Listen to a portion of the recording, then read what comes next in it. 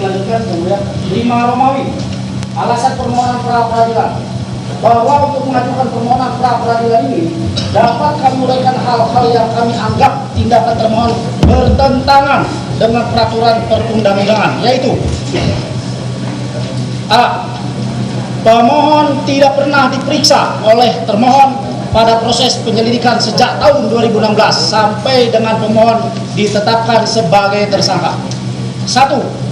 Bahwa Peggy Setiawan adalah orang yang ditetapkan tersangka oleh Direktur Reserse Kriminal Umum Polda Jabar melalui surat penetapan tersangka dengan nomor S.TAP/90/5 Romawi /Res.1.24/2024 Ditreskrimum tanggal 21 Mei 2024.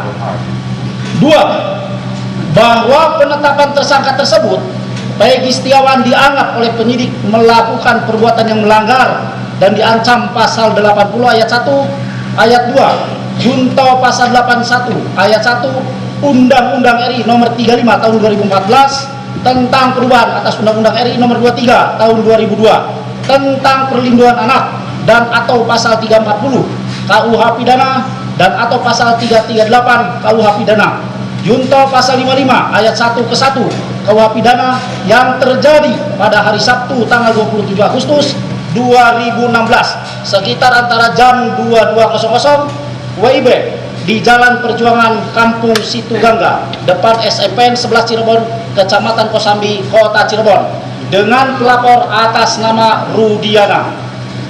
3. Bahwa penetapan tersangka atas diri pemohon baru diketahui oleh pemohon pada saat dilakukan penangkapan berdasarkan surat perintah penangkapan yang dikeluarkan oleh termohon nomor SP.Kap/79/5 Romawi /Res.1.24/2024 Ditreskrimum tertanggal 21 Mei 2024. Namun perlu diketahui apabila mengacu kepada surat penangkapan tersebut tidak pernah ada surat perintah penyelidikan kepada pemohon. Padahal sesuai pasal 1 angka 1 dan 4 Kitab Undang-Undang Hukum Acara Pidana, polisi memiliki tugas melakukan penyelidikan dan penyidikan. 4. Bahwa pemohon bukan merupakan seseorang yang pada waktu sedang melakukan tindak pidana atau dengan segera sudah beberapa saat tindak pidana itu dilakukan atau sesaat kemudian diserukan oleh khalayak ramai sebagai orang yang melakukannya tindak pidana sebagaimana diatur dalam pasal 1 angka 19 mengenai tertangkap tangan. 5. Bahwa yang terpenting untuk diketahui, termohon sebelumnya telah mengumumkan DPO daftar pencarian orang pada tanggal 15 Mei 2024 jam 13.42 WIB yang diunggah melalui media hub.polri.go.id khusus untuk atas nama Peggy alias Peron, usia 22 tahun pada tahun 2016, 30 tahun pada tahun 2024, jenis kelamin laki-laki, kewarganegaraan Indonesia, tempat tinggal terakhir Desa Banjarwangunan, Kecamatan Mundu, Kabupaten Cirebon, dengan ciri-ciri khusus: tinggi 160 cm, badan kecil, rambut keriting, kulit hitam, sebagaimana yang diumumkan oleh Polri sangat jauh berbeda dengan ciri-ciri yang melekat pada diri Peggy Setiawan yang saat ini ditetapkan sebagai tersangka saat ini. 6. Bahwa untuk dapat disebut seseorang DPO maka mengacu pada pasal 17 angka 6 Perkap Kapolri nomor 6 tahun 2019 tentang manajemen penyidikan menyebutkan tersangka yang telah dipanggil untuk pemeriksaan guna penyidikan perkara dan tidak jelas keberadaannya dicatat di dalam daftar pencarian orang dan dibuat surat pencarian orang. Akan tetapi dalam fakta perkara akuo, pemohon tidak pernah dipanggil oleh termohon dalam perkara tersebut dan pemohon tidak pernah melarikan diri, terkecuali sebelumnya apabila pemohon telah dipanggil oleh termohon secara sah kemudian ia mengabaikan atas panggilan tersebut, maka hal tersebut layak dilakukan penetapan tersangka selama telah ditemukannya dua alat bukti tanpa kehadirannya. in absentia. 7. Bahwa dapat dipahami frasa bukti permulaan yang cukup dan bukti yang cukup dalam pasal 1 angka 14 patut diduga, pasal 17 dan pasal 21 ayat 1 KUHP harus ditafsirkan sekurang-kurangnya minimal 2 alat bukti serta berlandaskan pada pasal 184 KUHP disertai pemeriksaan calon tersangkanya. Kemudian tindak pidana yang penetapan tersangkanya dimungkinkan dilakukan tanpa kehadirannya in absentia, artinya sebelum Peggy Setiawan ditetapkan tersangka, maka termohon memiliki kewajiban hukum untuk melakukan klarifikasi terlebih dahulu kepada pemohon. 8. Bahwa berdasarkan fakta hukum tersebut, karena penetapan tersangka terhadap pemohon yang dilakukan termohon tanpa adanya pemeriksaan terlebih dahulu terhadap pemohon sebagai calon tersangka, maka demi hukum penetapan tersangka atas diri pemohon yang dilakukan oleh termohon adalah bertentangan dengan peraturan perundang-undangan, standar operasional prosedur Polri, dan beralasan untuk batal demi hukum. 9. Bahwa Mahkamah Konstitusi menganggap syarat minimum 2 alat bukti dan pemeriksaan calon tersangka untuk transparansi dan perlindungan hak asasi seseorang, agar sebelum seseorang ditetapkan sebagai tersangka telah dapat memberi keterangan secara seimbang. Hal ini menghindari adanya tindakan sewenang-wenang oleh penyidik, terutama dalam menentukan bukti permulaan yang cukup itu. 10. Bahwa perlu ditegaskan kembali, sejak adanya pelaporan tindak pidana yang dilaporkan oleh saksi pelapor, saksi Rudiana, sebagaimana laporan polisi RP-953/B/8 Romawi /2016/JBR/CRB Kota Cirebon Kota tanggal 31 Agustus 2016 atas nama pelapor Rudiana, pemohon sejak tahun 2016 hingga saat dilakukan penangkapan tidak pernah mendapatkan surat klarifikasi maupun surat pemanggilan sebagai saksi atau perkara dalam dugaan tindak pidana sebagaimana laporan polisi tersebut. Sehingga menurut pendapat pemohon, prosedur yang demikian itu bertentangan dengan peraturan perundang-undangan, diantaranya diatur pada pasal 1 angka 2 KUHP yang berbunyi, penyidikan adalah serangkaian tindakan penyidik dalam hal dan menurut cara yang diatur dalam undang-undang ini untuk mencari serta mengumpulkan bukti. Dengan bukti itu membuat terang tentang tindak pidana yang terjadi dan guna menemukan tersangkanya. Dengan demikian, maka dari penyidikan harus terlebih dahulu mencari dan mengumpulkan bukti untuk membuat terang tentang tindak pidana yang terjadi. Dari bukti-bukti tersebut kemudian baru ditetapkan tersangkanya. Akan tetapi pada kenyataannya terhadap pemohon telah ditetapkan terlebih dahulu sebagai tersangka, baru kemudian termohon mencari bukti-bukti dengan cara mendatangi rumah pemohon pada tanggal 22 Mei 2024 tanpa membawa surat perintah penggeledahan dan ketetapan dari pengadilan. Selanjutnya termohon kemudian masuk ke dalam rumah untuk mengambil 2 lembar ijazah asli SD dan SMP atas nama Peggy Setiawan, 2 lembar fotokopi kartu keluarga nomor 32091404050900, 1 lembar fotokopi biodata penduduk atas nama Ibu Kartini, 2 lembar fotokopi ijazah dan hasil ujian nasional SMP atas nama Peggy Setiawan, 1 lembar fotokopi surat keterangan pembuatan KTP atas nama Peggy Setiawan, 1 lembar surat pemberitahuan kelulusan SMP atas nama Peggy Setiawan, 4 lembar foto, 1 fotokopi KTP atas nama Luciana, 1 fotokopi kartu ujian atas nama Peggy Setiawan, 2 lembar STNK roda 2 Nopol B3408 TFP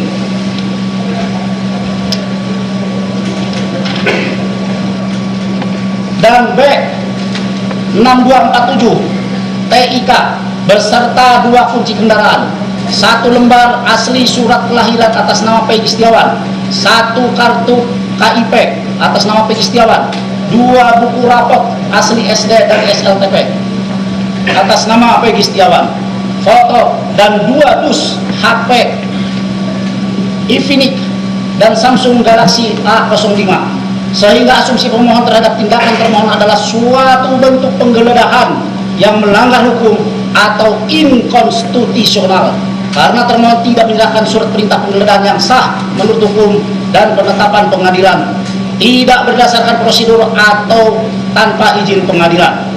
Termohon mengambil menyita ijazah, KTP, STNK, foto, dan lain-lain dengan tidak jelas dasar hukum pengambilan penyitaan tersebut. Apakah merupakan bentuk penyitaan atau justru yang dapat dikategorikan bentuk perampasan? Karena pihak keluarga hanya diberikan secari kertas, bukan surat berita acara penyitaan.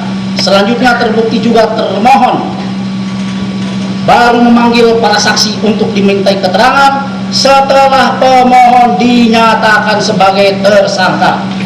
11. Bahwa perlu diketahui pemohon secara nyata memiliki nama Peggy Setiawan sebagaimana tertera dalam kartu identitas pemohon yang dapat dibuktikan dengan KTP, ijazah, dan dokumen pribadi lainnya, bukan atau tidak dijuluki alias Peong seperti yang ditetapkan oleh termohon dalam daftar pencarian orang DPO. 12. Bahwa kemudian pemohon ditangkap di Babakan Tarogong, Kecamatan Bojongloa, Kaler, Kota Bandung atau di sekitar Bandung atas dasar surat penetapan daftar pencarian orang DPO yang dimiliki termohon nomor DPO _88 _9 Romawi _2016 di Treskrimum tanggal 15 September 2016 yang memuat nama diantaranya Peggy alias Peong.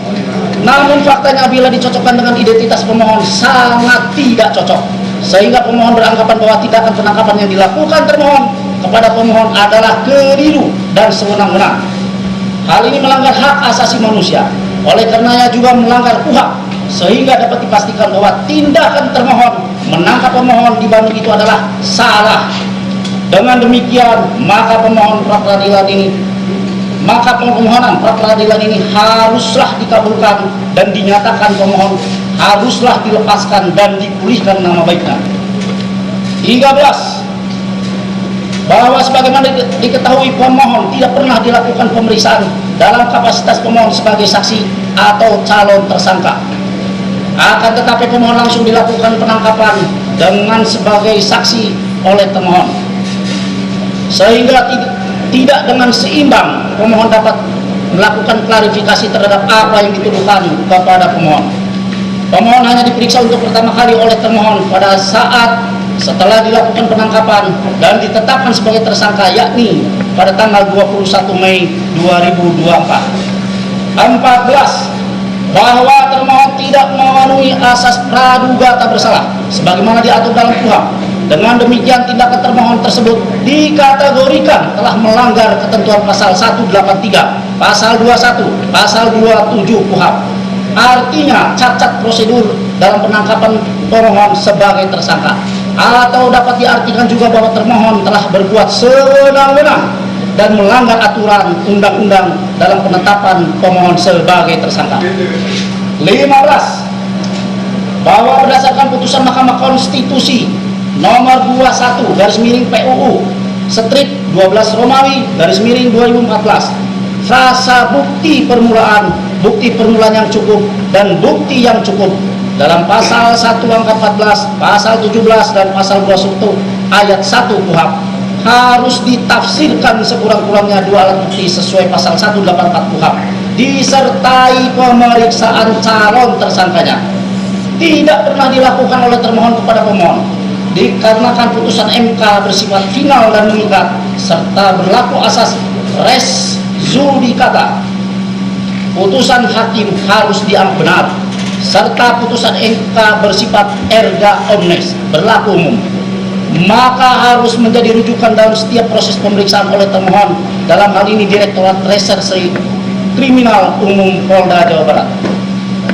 16. Bahwa menurut Edi O.S. Hiaris dalam buku yang berjudul Teori dan Hukum Pembuktian, untuk menetapkan seseorang sebagai tersangka, termohon haruslah melakukannya berdasarkan bukti permulaan. Menurut beliau bahwa alat bukti yang dimaksudkan di sini adalah sebagaimana yang tercantum dalam pasal 184 KUHP. Apakah itu keterangan saksi, keterangan ahli, surat keterangan terdakwa, ataukah petunjuk? beliau menegaskan bahwa kata-kata bukti permulaan dalam pasal 1 butir 14 KUHP tidak hanya sebatas alat bukti sebagaimana dimaksud dalam pasal 184 KUHP, namun juga dapat meliputi barang bukti yang dalam konteks hukum pembuktian universal yang dikenal dengan istilah physical evidence atau real evidence. Selanjutnya, untuk menakar bukti permulaan tidaklah dapat terlepas dari pasal yang akan disangkakan kepada tersangka. Pada hakikatnya pasal yang akan dijeratkan berisi rumusan delik yang dalam konteks hukum acara pidana berfungsi sebagai unjuk bukti.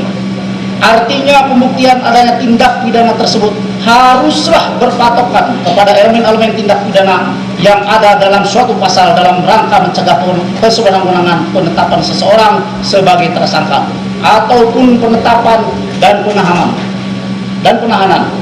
Maka setiap bukti permulaan haruslah dikonfrontasi antara satu dengan lainnya, termasuk pula dengan calon tersangka.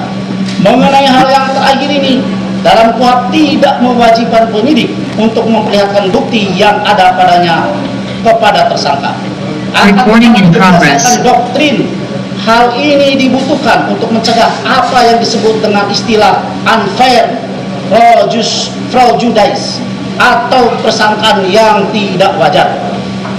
17. Bahwa ditegaskan EDOS Hiaris tersebut di atas bahwa dalam konteks hukum pidana pembuktian merupakan inti dari persidangan perkara pidana, karena yang bicara dalam hukum pidana adalah kebenaran material. Kendati pun demikian, pembuktian dalam perkara pidana sudah dimulai sejak tahap penyelidikan untuk mencari dan menemukan peristiwa yang diduga sebagai tindak pidana guna dapat atau tidaknya dilakukan penyidikan. Pada tahap ini sudah terjadi pembuktian dengan tindak penyidik mencari barang bukti. Maksudnya guna membuat terang suatu tindak pidana serta menentukan atau menemukan tersangkanya. Dengan demikian, maka dapat dimengerti bahwa pembuktian dilihat dari perspektif hukum acara pidana, yakni ketentuan yang membatasi sidang pengadilan dalam usaha mencari dan mempertahankan kebenaran, baik oleh hakim, penuntut umum, terdakwa, dan penasihat hukum. Kesemuanya terikat pada ketentuan dan tata cara terhadap alat-alat bukti yang ditentukan oleh undang-undang. Tidak dibenarkan untuk melakukan tindakan yang leluasa sendiri dalam menilai alat bukti dan tidak boleh bertentangan dengan undang-undang.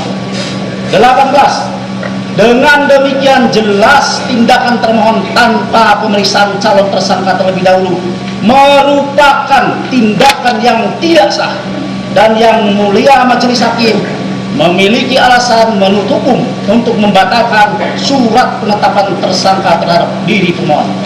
Dilanjutkan oleh kami.